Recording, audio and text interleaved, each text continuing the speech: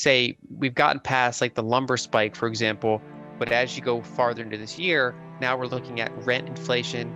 And then the big question, the long-term question, is what happens with wage inflation, right? Because it's hard to get really persistent inflation without wages going up, because eventually that kind of limits demand for goods and services. But if you start to see a kind of feedback loop of wages going up, that's how you get kind of that stickier type of inflation. A lot of these prices that went up will not go back down, and so people holding cash or bonds got devalued. We're also seeing that bond yields are well below the inflation rate. And so I think that the bond market's very complacent, partially because it's being, indirectly kind of held down by the Fed. And so, I think that those are actually pretty big problems for certain types of investors in those assets. We've gotten past like the lumber spike, for example, but as you go farther into this year, now we're looking at rent inflation. And then the big question, the long-term question, is what happens with wage inflation. I really want to actually dive into that specifically, because this labor shortage phenomenon is something that I'm seeing left and right. And Lyn, when you were talking about the lumber versus timber example, where there was a bottleneck in turning timber into lumber, we had no shortage of timber. We had plenty of shortages of lumber. And then also the labor required to turn timber into lumber, well, all those people just got a bunch of money put into their cash pockets. And another interesting statistic I heard, I can't remember the number, but there was a massive small business boom during COVID. And that's because people had the cash in their pockets to actually start off a business. And so maybe people are looking at their jobs that they previously had, or the jobs that are out that are out on the market, and they aren't compelled by them anymore, and therefore they're turning elsewhere. How does and A, is that the way that you see it as well? And then also B, how does this factor into the whole transitory inflation conversation?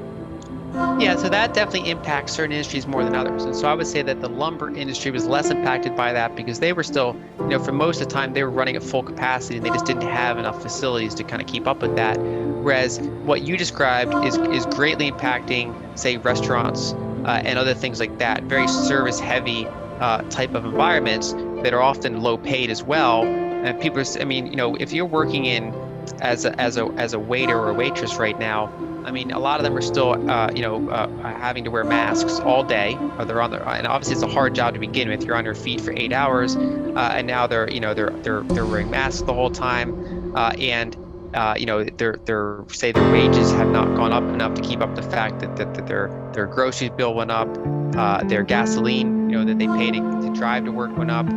They have all sorts of constraints, and so they say, it's not even worth working anymore until you pay me like 50% more than you were. And so we've seen a big shortage in labor for Uber drivers, restaurants, things like that, some of these lower paid types of either gig work or structural work. And so that is, along with the fact that, we've had this kind of push towards reshoring some of our things, we are kind of have this pretty big gap between jobs open and jobs filled. And that's in large part because those wages that businesses have been willing to offer have not kept up with the cost of say running a basic life, of having rent, of having food, of having saving for college, having healthcare covered, some of those really big expenses.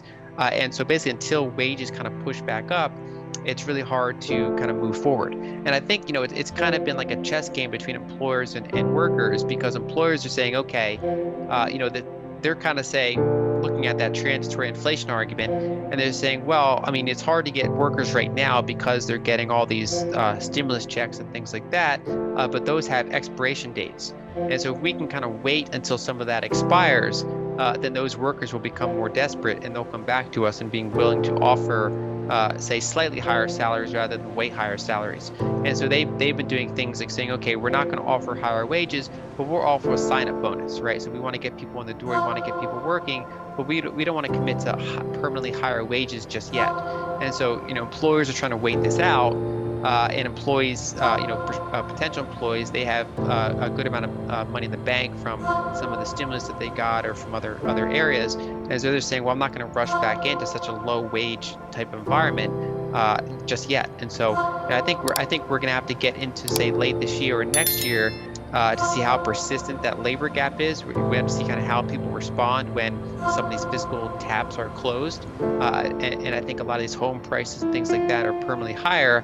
they're going to have to get paid higher wages in order to basically be able to make ends meet. And so I do think that wages will follow, and they tend to do so with a lag. And so you saw that in the 70s, for example, whereas we're kind of in the early stage of that now. So partially from we've had 25 years or so of globalization, right? Ever since the mid 90s, we've had this big structural trend of globalization, and that's put a lot of downward pressure on wages. And there's other factors like unionization, things like that, but really the biggest factor overall was globalization combined with technology, automation. We found all sorts of different ways to hire cheaper labor or automate something, whereas in the previous decades we would have had to actually increase wages for workers.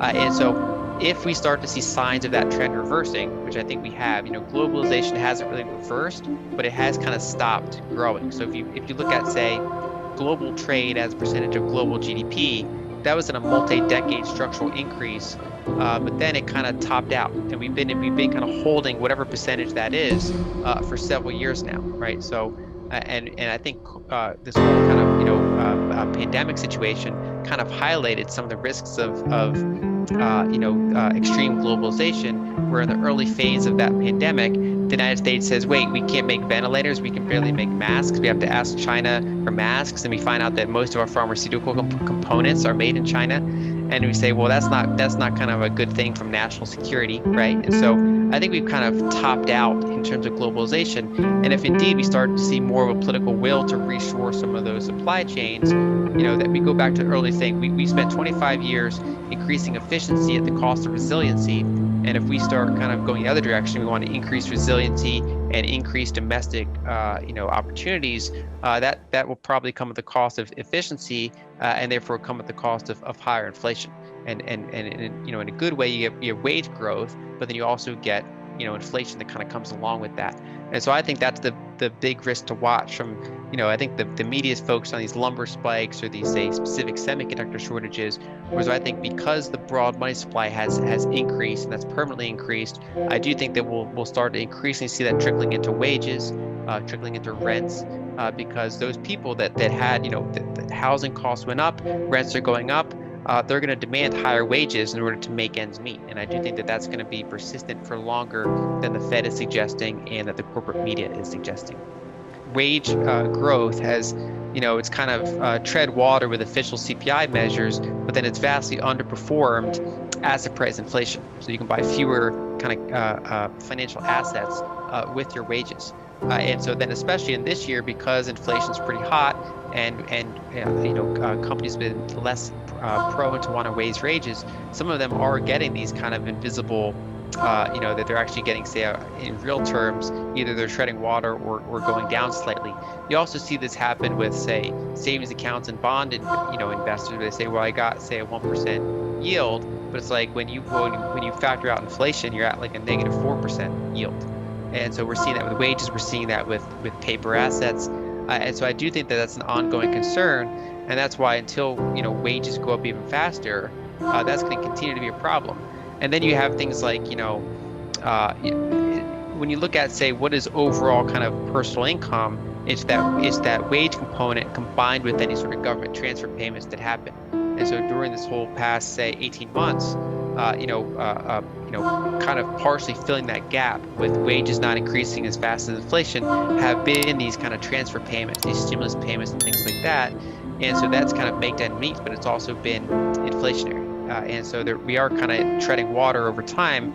And I think, as we're kind of, getting past the last round of fiscal stimulus, we're starting to see signs of consumer sentiment is dropping and things like that, because they're saying, okay, well, I got all these kind of, one-time payments, but now that I'm actually reliant on wages, it's actually getting harder to make ends meet now, because, I might have money saved up from some of those checks, but not a lot. And so unless I get real wage growth, I'm going to have trouble, say, paying these higher rent prices or paying these higher food prices. And so, I think there's going to be another increased round of pressure to do another round of that fiscal stimulus to kind of fill that gap. And we'll see if a totally divided Senate will be able to get something like that through or not. And that's the kind of thing that can create the flywheel of more structural inflation.